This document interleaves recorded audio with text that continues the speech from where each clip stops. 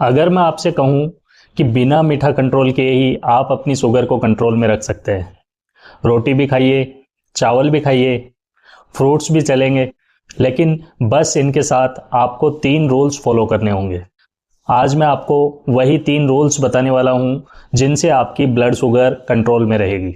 Hi everyone, मेरा नाम doctor Dinesh है और मैं पिछले 10 से भी ज़्यादा सालों से डायबिटिक पर्सन्स को ओनली फूड्स के बेसिस पर अपनी शुगर कंट्रोल करने का तरीका सिखा रहा हूँ। इसके लिए मेरा फोकस बिल्कुल सिंपल रहता है। आपकी प्लेट में आप क्या खाते हैं, आपका फूड पोर्शन क्या रहता है और आपके खाने की टाइमिंग क्या रहती है। बस ये 3 चीज़ें ही आपके ब्लड शुगर का फ्यूचर डिसाइड करते हैं। तो बस आप इन 3 चीज़ों को समझ लीजिए, उसके बाद आपको कभी भी ब्लड शुगर परेशान नहीं करेगी।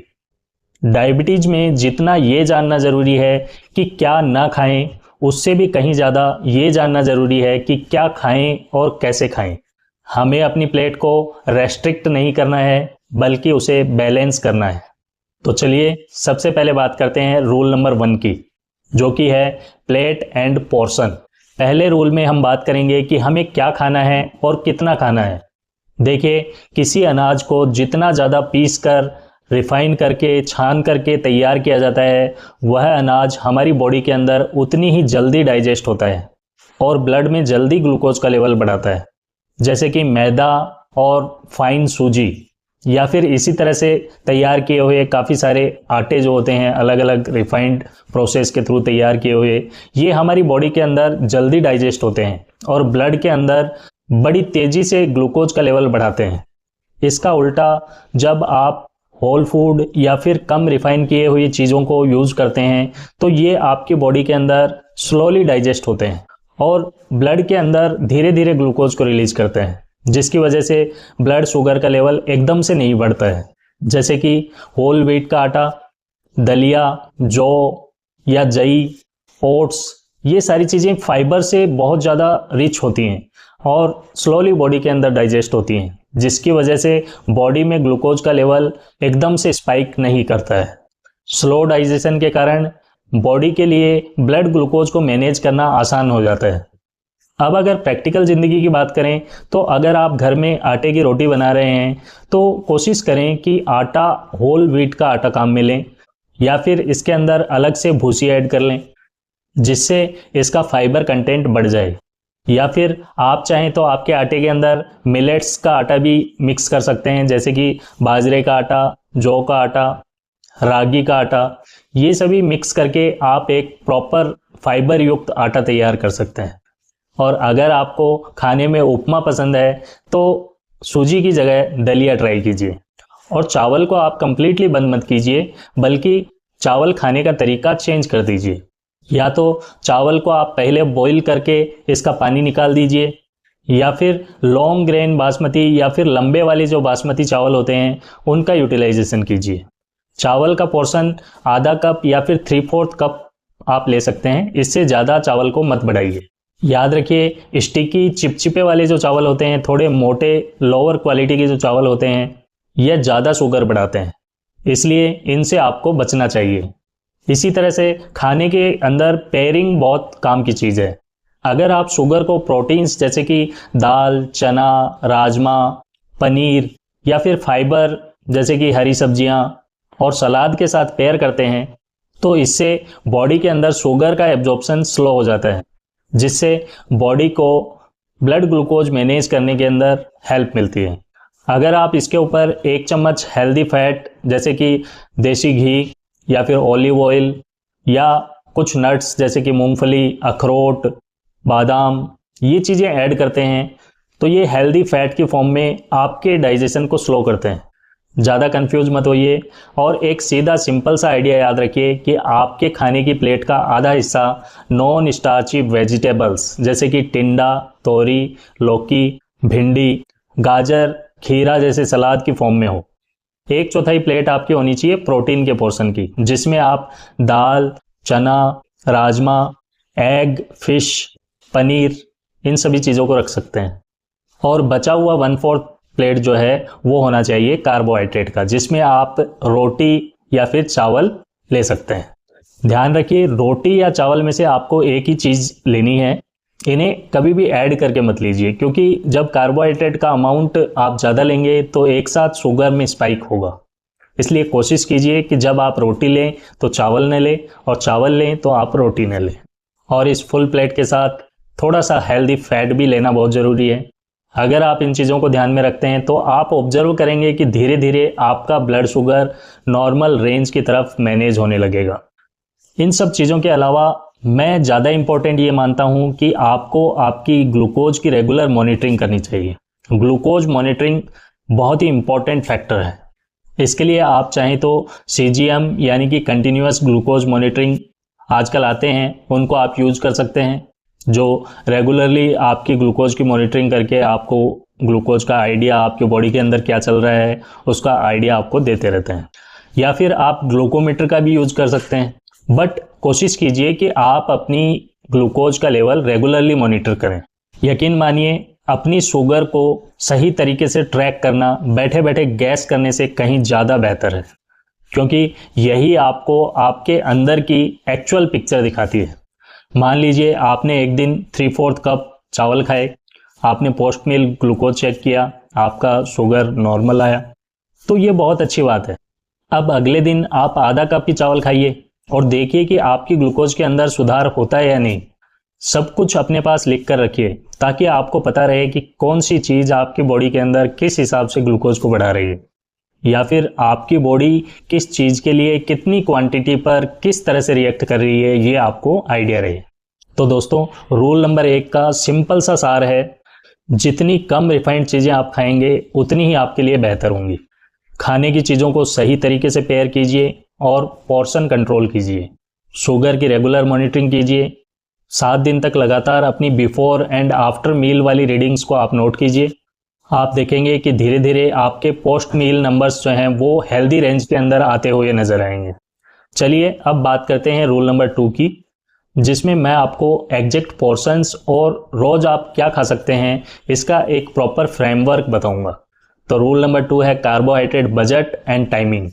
सिंपल भाषा में अगर समझे तो जिस तरह से आप पैसों का मंथली बजट बनाते हैं कि कितना पैसा खर्च करना है, कितना सेव रखना है, कहाँ कैसे उसको मैनेज करना है, उसी तरह से आपको अपनी कार्बोहाइड्रेट कंजप्शन का भी एक बजट तैयार करना है। कार्बोहाइड्रेट का मील वाइज एक बजट तैयार कर लीजिए, जहां हम रोटी और चावल को बंद नहीं करने वाले, बल्कि इन्हें सही जगह पर फिट करने वाले हैं। अक्सर लोग मुझसे पूछते हैं कि हम एक दिन के अंदर कितना कार्बोहाइड्रेट ले सकते हैं। तो अगर आप एक फीमेल हैं तो आप पर डे 30 से 45 ग्राम तक कार्बोहाइड्रेट ले सकते हैं, और अगर आप एक मेल हैं तो आप पर डे 45 से 60 ग्राम तक कार्बोहाइड्रेट ले सकते हैं। वैसे अगर आपकी शुगर रेगुलरली कंट्रोल नहीं रहती है तो आपको लोअर एंड से ही शुरुआत करनी चाहिए। कार्बोहाइड्रेट की जो लोअर रेंज है उसी से आपको शुरुआत करनी चाहिए। इसके लिए एक रफ आइडिया आपको बता दूं कि कौन सी चीज़ में कितना कार्बोहाइड्रेट आपको मिलेगा। एक मीडियम साइज के फुलके या फिर रोटी के अंदर 15 से 18 ग्राम तक कार्बोहाइड्रेट होती है। यानी अगर आपको अपने मील बजट के अंदर डेली 30 से 45 ग्राम कार्बोहाइड्रेट लेना है तो आप 2 फुलके डेली ले सकते हैं। इसके साथ वेजिटेबल्स और प्रोटीन्स को प्रॉपरली मैनेज करके लीजिए, अपनी प्लेट का पूरा पोर्शन तैयार कीजिए। इसी तरह से अगर आप चावल खाते हैं तो आधा कप चावल के अंदर लगभग 20 ग्राम कार्बोहाइड्रेट होती है, और 3/4 कप चावल के अंदर नियर अबाउट 30 से 35 ग्राम कार्बोहाइड्रेट होती है। तो आप 3/4 कप चावल के साथ वेजिटेबल और प्रोटीन्स ले सकते हैं। एक कटोरी दलिए के अंदर या फिर ओट्स के अंदर नियर अबाउट 25 से 30 ग्राम कार्बोहाइड्रेट होती है। एक बात प्रॉपरली याद रखिएगा कि एक टाइम पर केवल एक ही कार्बोहाइड्रेट लेना है। ऐसे नहीं कि आप रोटी भी, चावल भी, दलिया भी, सारी चीज़ें एक साथ लेंगे तो आपका शुगर का लेवल मिसमैनेज हो जाएगा। इसलिए ऐसा करने से बचें और एक मील के अंदर एक ही प्राइमरी कार्बोहाइड्रेट का यूज करें। अच्छा, ये तो हुई अभी तक खाने की बात। अब फ्रूट्स का क्या, उन्हें कैसे ऐड करें? तो कोशिश कीजिए कि फ्रूट्स को भी आप मील के साथ ही लीजिए। वैसे तो आयुर्वेद के अंदर इस चीज़ को मना किया गया है कि जब भी आप मील लें उसके साथ फ्रूट्स यूज़ नहीं करने हैं, लेकिन अगर आप डायबिटिक पर्सन हैं तो आपको हमेशा फ्रूट्स लेने हैं खाने के साथ। फ्रूट्स को हमेशा अकेला खाने से बचिए, और जब भी आप मील्स के अंदर फ्रूट्स को ऐड कर रहे हैं तो उस हिसाब से अपने कार्बोहाइड्रेट का पोर्शन एडजस्ट कर लीजिए। क्योंकि फ्रूट्स में जो कार्बोहाइड्रेट है वो मैनेज हो जाएगा। दूसरा, जूस या शेक आपको बिल्कुल भी नहीं लेना है। एक और छोटी सी बात आपको बता दूं कि कार्बोहाइड्रेट का कंजप्शन आप अपने खाने के अंदर सबसे लास्ट में कीजिए, यानी कि पहले वेजिटेबल्स और प्रोटीन्स का कंजप्शन कीजिए, उसके बाद में लास्ट में कार्बोहाइड्रेट लीजिए, क्योंकि इससे एकदम से शुगर स्पाइक नहीं होगी। साथ ही खाना खाने के बाद 10 मिनट हल्की वॉक कर लीजिए, जिससे आपको पोस्ट मील शुगर स्पाइक जो होता है उससे राहत मिलेगी। एक चीज आपको हमेशा ध्यान में रखनी है कि अगर आप इंसुलिन या फिर शुगर की दवाएं ले रहे हैं तो जब भी आप कार्बोहाइड्रेट को कम करेंगे तो एकदम से ग्लूकोज कम होने का या लोअर ग्लूकोज का रिस्क बढ़ जाएगा। तो जब कभी भी आप इस तरह का स्टेप लें तो अपने डॉक्टर से सलाह लेकर प्रॉपर डोज के हिसाब से कितना कार्बोहाइड्रेट आपको कम करना है वो डॉक्टर से कंसल्ट करके ही करें। चलिए, अब मैं आपको 3 अलग अलग ऑप्शंस देता हूं जो कि आप एज इट इज यूज में ले सकते हैं। ऑप्शन ए, 2 फुलके रोटी के, 1 कटोरी दाल या राजमा या छोले और 1 बड़ी कटोरी सब्जी की और सलाद।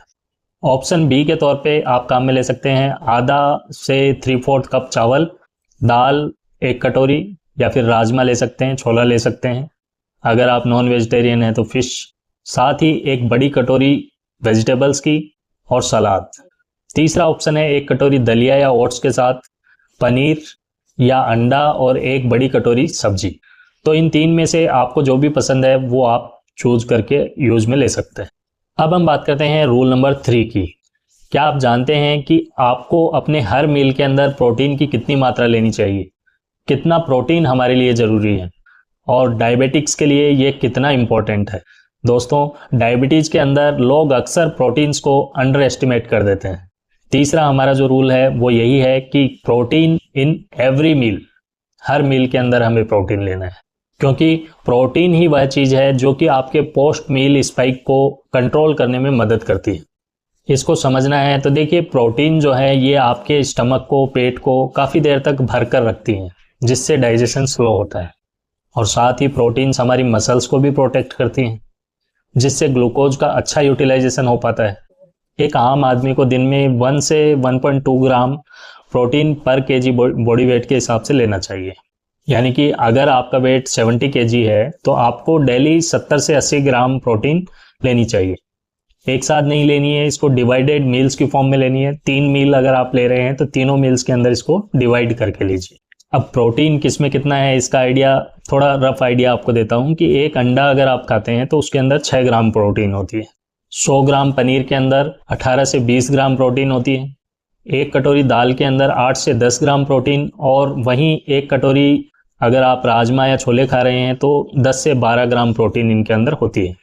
इससे आपको मोटा मोटा आइडिया तो हो ही जाएगा। तो दोस्तों, मैंने काफ़ी सिंपल लैंग्वेज के अंदर आपको समझाने की कोशिश की है डायबिटीज डाइट प्लान के बारे में, कैसे आप अपनी ब्लड शुगर को एक नॉर्मल रेंज के अंदर मैनेज कर सकते हैं, क्योंकि ये एक बहुत बड़ी समस्या है और डायबिटिक पर्सन्स हमेशा इसी उधेड़-बुन के अंदर रहते हैं कि हमें क्या खाना है, क्या नहीं खाना है। एक प्रॉपर ट्रैक के ऊपर चलिए, रेगुलर अपनी ग्लूकोज की मॉनिटरिंग कीजिए और हर चीज़ को नोट करके रखिए। अगर इस बेसिस पर आप काम करते हैं तो आप कुछ दिनों में देखेंगे कि आपकी जो ब्लड शुगर है वो स्टेबल रेंज के अंदर आने लगेगी। मैंने ये जो 3 रूल बताए हैं इनको फॉलो कीजिए। अगर कोई बात आपको समझ में नहीं आई है तो कमेंट बॉक्स में कमेंट करके बताएं, मैं वहीं आपको रिप्लाई करूंगा। साथ ही वीडियो के अंदर जो कार्बोहाइड्रेट्स और प्रोटीन्स के बारे में थोड़ी डिटेल्स मैंने बताई है कि इन फूड्स के अंदर इतनी कार्बोहाइड्रेट प्रोटीन्स हैं, उनको नोट करके रख लीजिए ताकि आपको आइडिया रहे रोटी से मुझे कितना कार्बोहाइड्रेट मिल रहा है, मुझे कितना लेना चाहिए। हर चीज़ को प्रॉपरली मैनेज रखिए, एक डायरी मेंटेन कीजिए, उसके अंदर सारे डाटाज नोट करके रखिए।